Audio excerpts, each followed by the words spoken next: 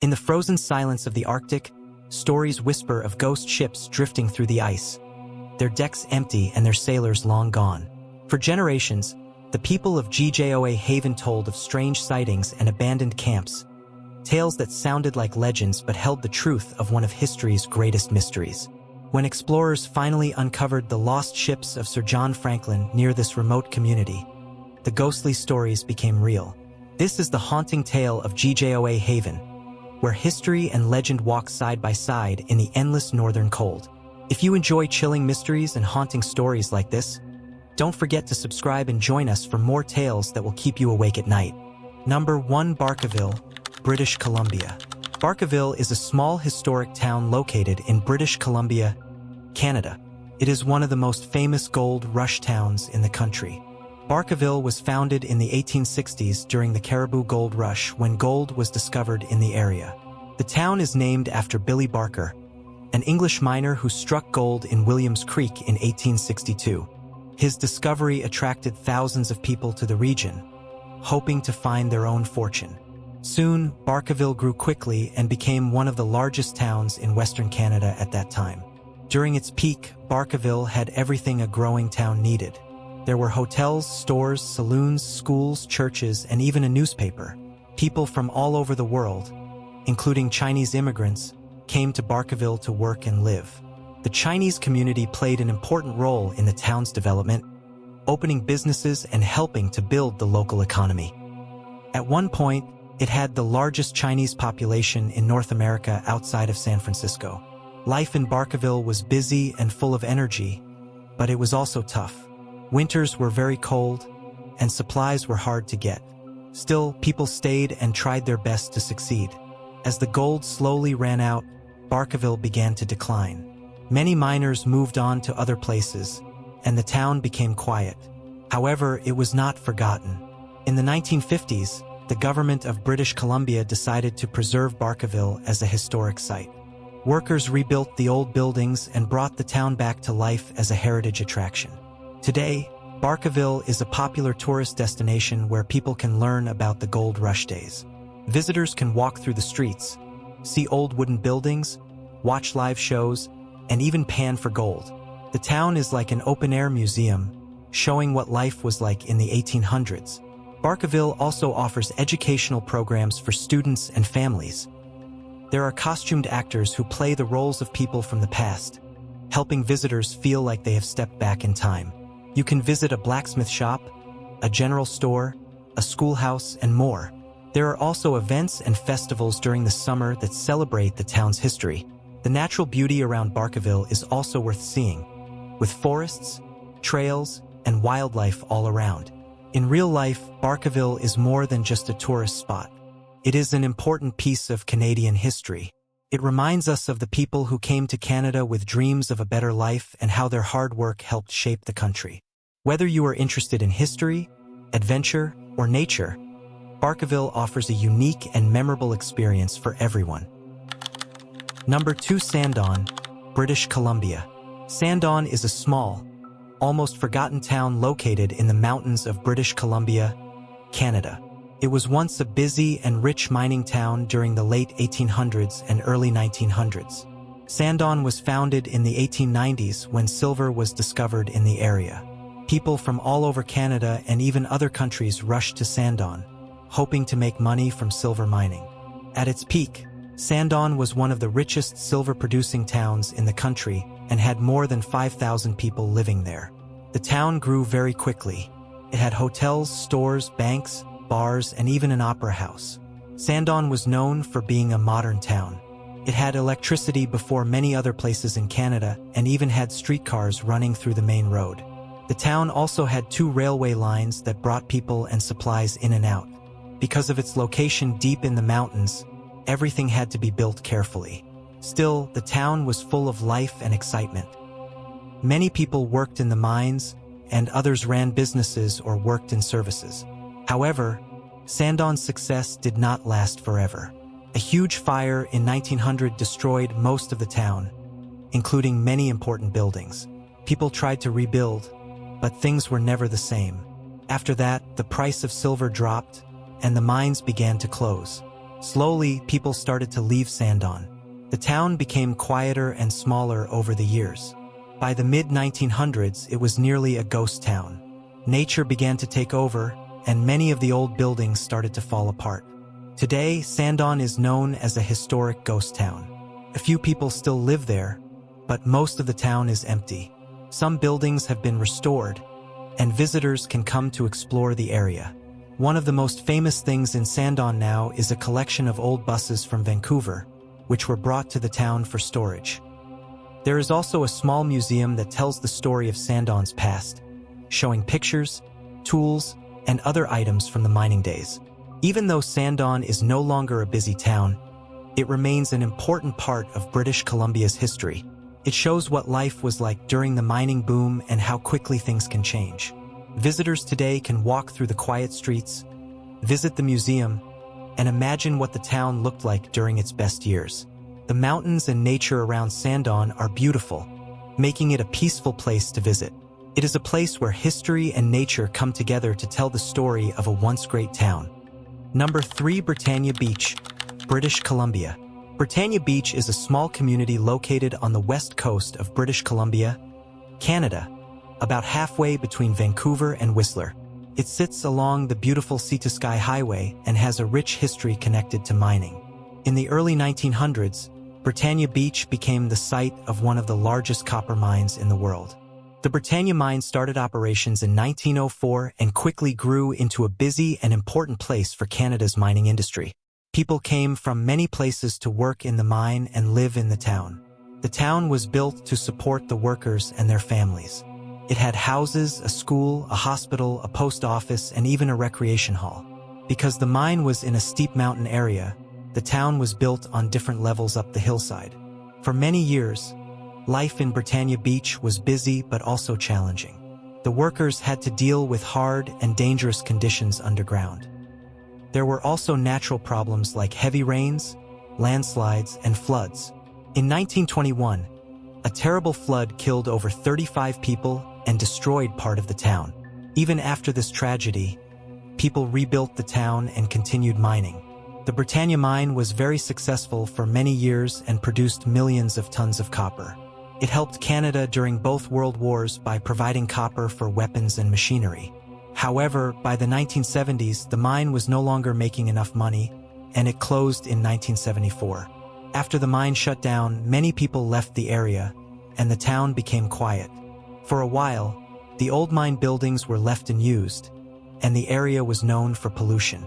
The mine had released harmful chemicals into the nearby waters for many years, which affected fish and other wildlife.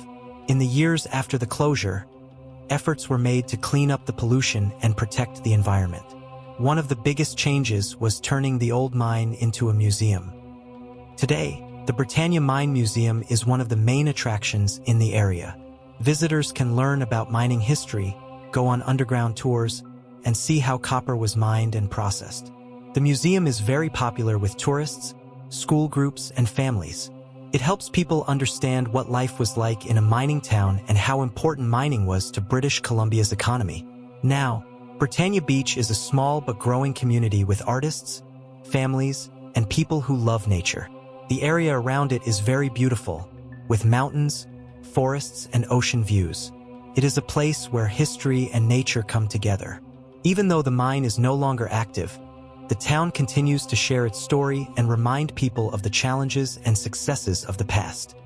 Number 4. Eneox, British Columbia. Eneox in British Columbia is one of the most famous ghost towns in Canada. It was once a busy mining town during the early 1900s. The place was built mainly for copper mining and became a home for thousands of workers and their families. At its peak, Eneox had schools, houses, shops, a hospital, and even a hydroelectric dam to provide power. It was not just a small camp, but a complete town that grew very fast because of the mining industry. People came from different places to work there, and the town was full of life. The main reason Eneox was created was the discovery of copper ore in the area. Mining companies saw a great opportunity and invested heavily in building the town and mining facilities. The smelter, where copper was processed, became the heart of Eneox. The work was hard, but it gave steady income to families. Like many mining towns, life there depended completely on the mine.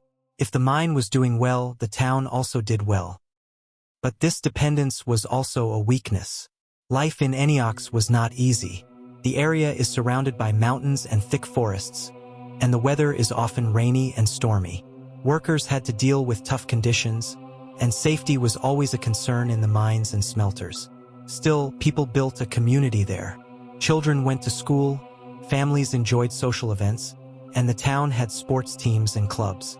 It was isolated, but residents made the best of it, and for a time it felt like a strong and proud town.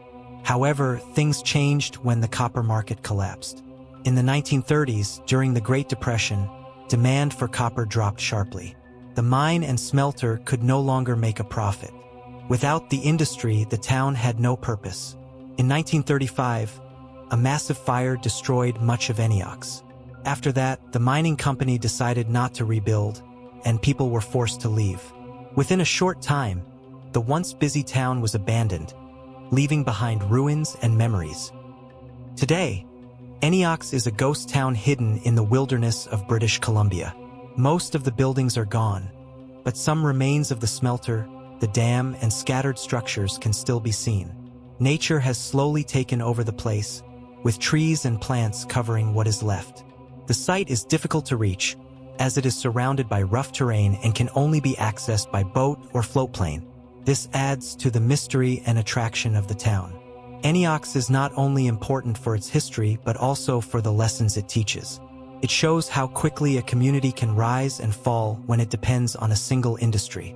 It also reminds us of the harsh realities faced by workers in remote towns during the early 20th century. Today, it is visited by historians, adventurers, and photographers who want to see the remains of a once thriving place. The story of Antioch continues to fascinate people, making it a key part of Canada's forgotten history. Number 5. Kitsault, British Columbia. Kitsault in British Columbia is one of the most unique ghost towns in Canada. Unlike many other ghost towns that slowly faded away, Kitsault was built in the early 1980s and was abandoned only a few years later. It was created as a modern mining town after a large deposit of molybdenum, a valuable mineral used in steel production, was discovered in the area. The mining company wanted to attract workers and their families, so they built the town with everything people would need. Kitsault had more than 100 homes, apartment buildings, a shopping mall, a hospital, schools, a library, a movie theater, and even a recreation center with a swimming pool. It was planned to be a permanent, modern community. For a short time, Kitsault was full of life. Around 1,200 people lived there, and the town looked like a small, peaceful suburb placed in the middle of nature. Families moved in, children went to school, and workers were employed in the nearby mine. Because it was newly built, the town had a fresh and comfortable feeling.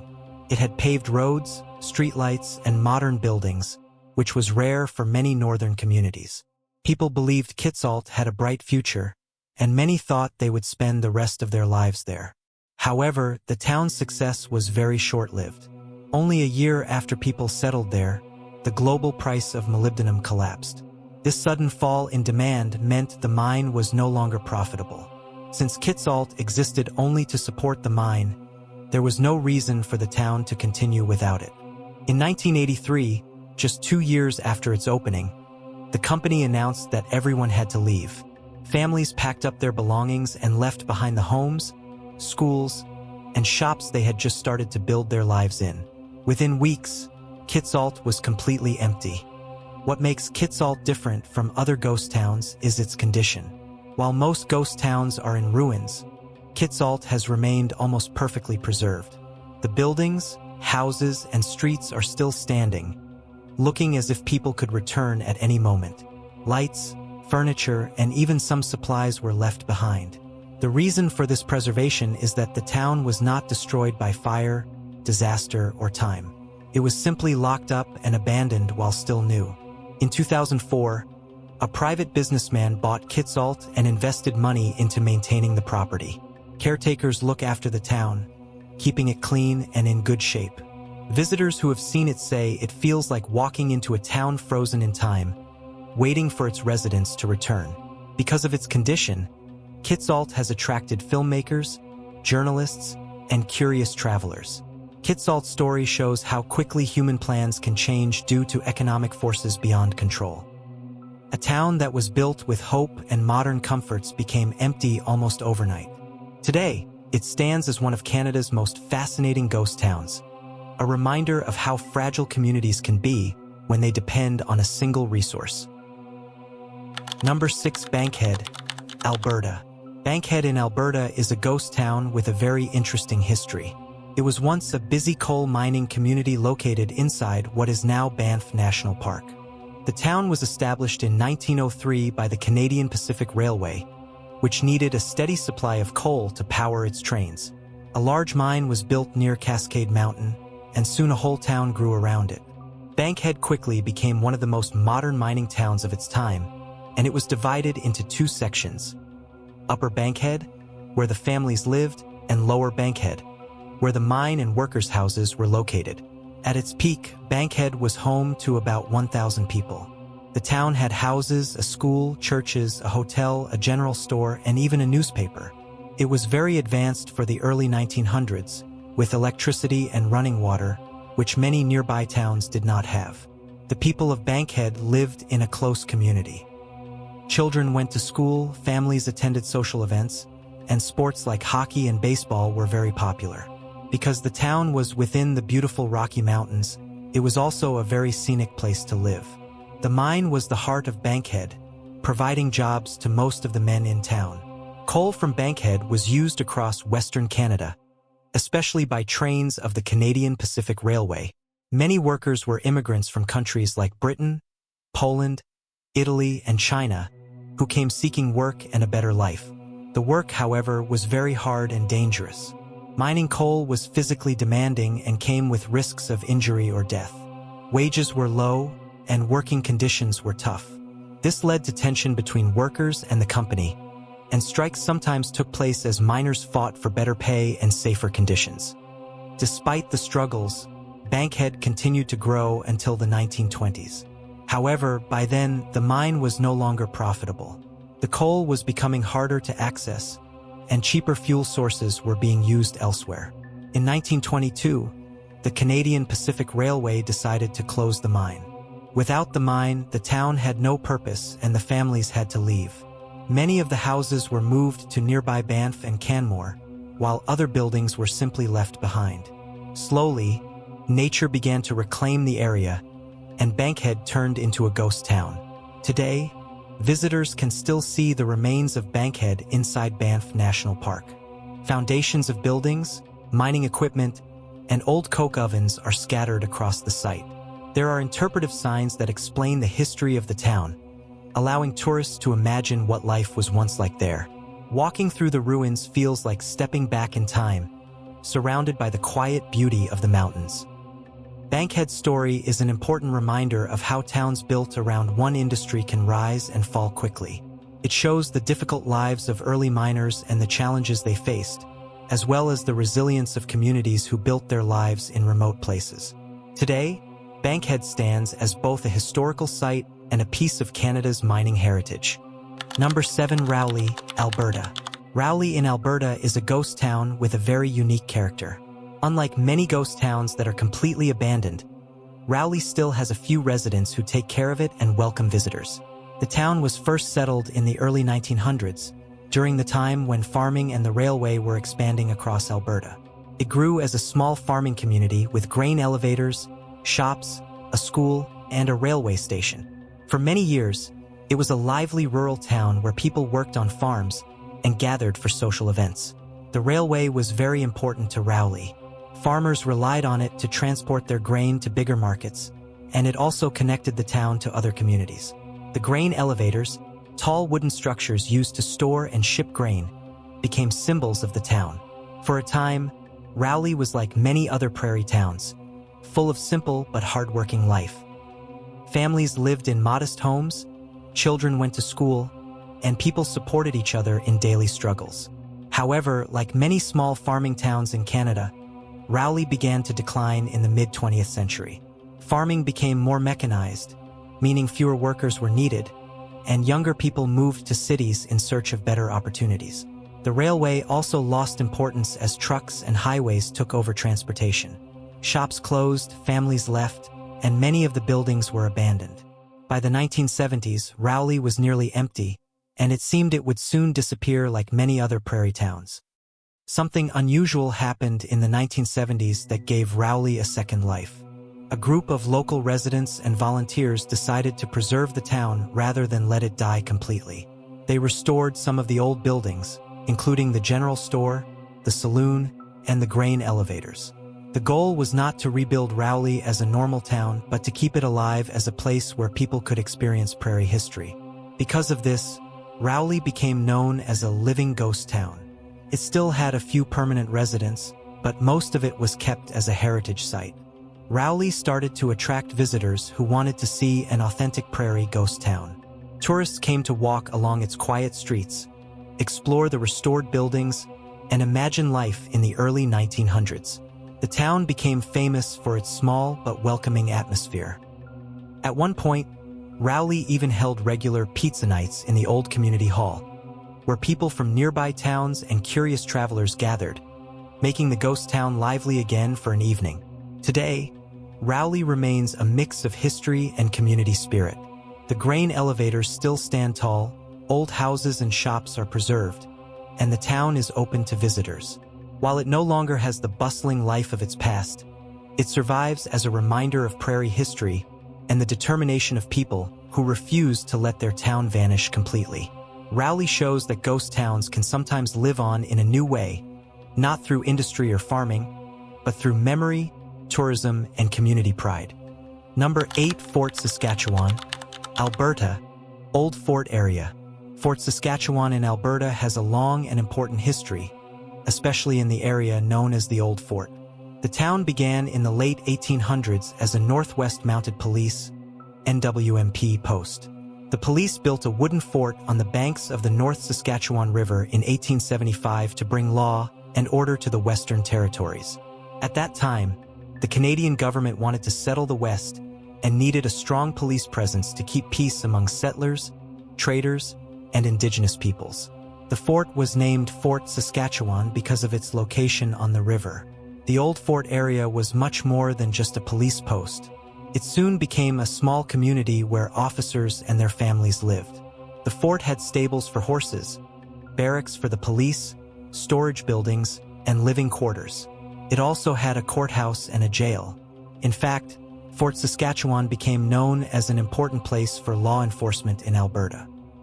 For many years, criminals were brought to the fort to face trial, and it was one of the few places where executions by hanging were carried out.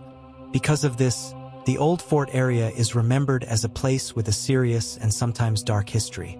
As time passed, a larger settlement began to grow around the fort.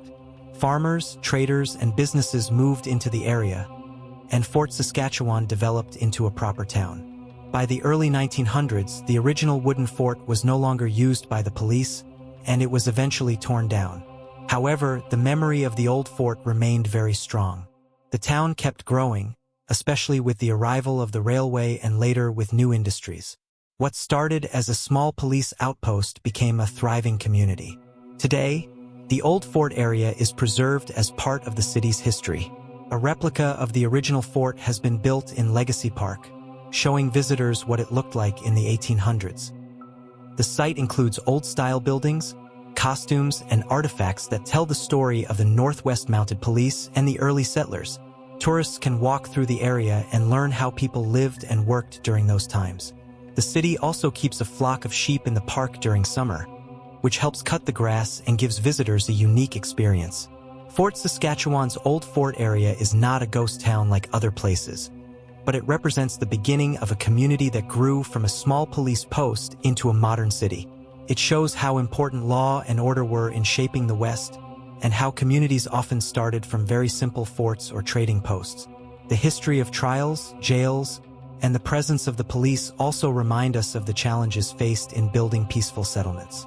Today, the Old Fort stands as both a tourist attraction and a symbol of the city's deep roots in Alberta's past. Number 9. Val-Jalbert, Quebec.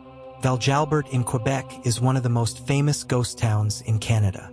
It was founded in 1901 as a company town built around a pulp mill. The mill was created to produce pulp for paper, using the strong water power from the Wyachuan Falls, one of the tallest waterfalls in Quebec. The location was chosen because of the natural power from the falls, which could turn machinery and provide energy for the entire town. At its peak, Val-Jalbert was considered one of the most modern villages in the province. The company built the town to house its workers and their families. There were around 40 houses, a convent, a school, a general store, and other community buildings. What made Val-Jalbert special at that time was that it had electricity before many other towns in Quebec. The homes had modern services that even some cities did not have yet. Workers lived close to the mill, and life in the town was closely tied to the success of the pulp industry. Families built their daily routines around the schedules of the mill, and the company controlled most parts of life, from housing to the store. Life in Val-Jalbert was busy and productive during the early years. Children went to school at the convent run by nuns, and families took part in church and community activities. Because the town was owned by the mill, it felt safe and organized, but it also meant people were dependent on the company for everything. The falls provided a beautiful natural setting, and many workers enjoyed the scenery, though life was still centered on hard labor at the mill. The success of Val-Jalbert did not last very long. In the 1920s, the demand for pulp decreased, and the company faced financial difficulties. By 1927, the pulp mill closed its doors, leaving most of the residents without jobs. Since the entire town existed only to support the mill, there was no reason for people to stay once it shut down. Families were forced to leave, and within a few years, Val-Jalbert was almost completely abandoned. Houses and buildings were left behind, and the once modern town quickly became silent. Today, Val-Jalbert is preserved as a historical site and tourist attraction. Many of the original buildings still stand, and visitors can walk through the streets to see how life once looked in the 1920s. Some houses have been restored, while others remain in their abandoned state, with windows and roofs falling apart. The Wyachuan Falls remain the centerpiece, drawing people with their natural beauty. Tourists can also explore the old pulp mill, the convent school, and other structures that tell the story of the town's rise and fall. Val-Jalbert is often called a snapshot in time because it shows exactly how life ended there almost a century ago.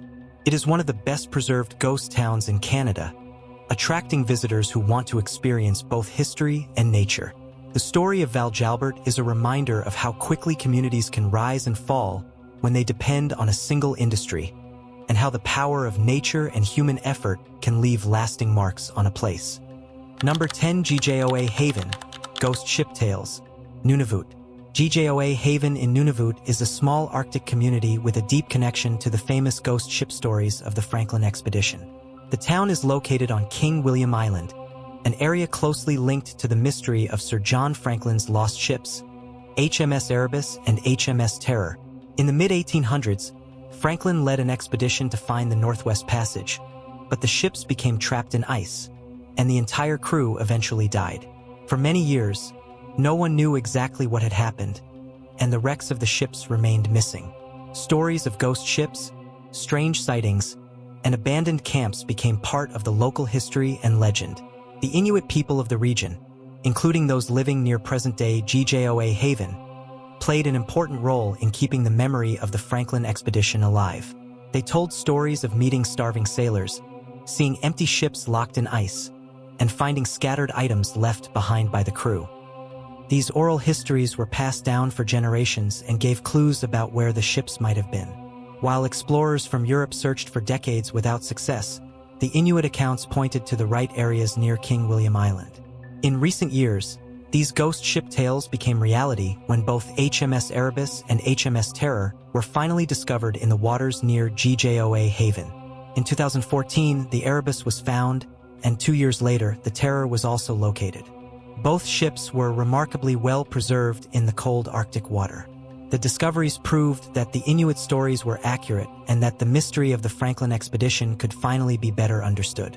These finds drew worldwide attention and placed GJOA Haven at the center of Arctic exploration history. For the people of GJOA Haven, the ghost ship stories are more than just legends. They are part of their culture and identity. The community has worked with Parks Canada and archaeologists to protect the wreck sites and share the story with visitors. Today, GJOA Haven has become a hub for learning about Arctic history and Inuit knowledge. The Natilik Heritage Center in the town displays artifacts and tells both Inuit and explorer perspectives, showing how traditional knowledge and modern science came together to solve one of the world's greatest mysteries. Visitors to GJOA Haven come not only for the ghost ship stories, but also to experience the beauty and culture of the Arctic. The community is known for its traditional arts, carvings, and hospitality. At the same time, the waters around the town remind people of the hardships faced by explorers who tried to survive in the extreme cold and ice. The ghost ship tales of GJOA Haven show the importance of respecting Indigenous knowledge and the power of oral history. What began as stories of haunted ships drifting in the ice turned into real evidence of a tragic chapter in exploration. Today, GJOA Haven stands as a living link between past and present, where history, legend, and culture come together in the far north.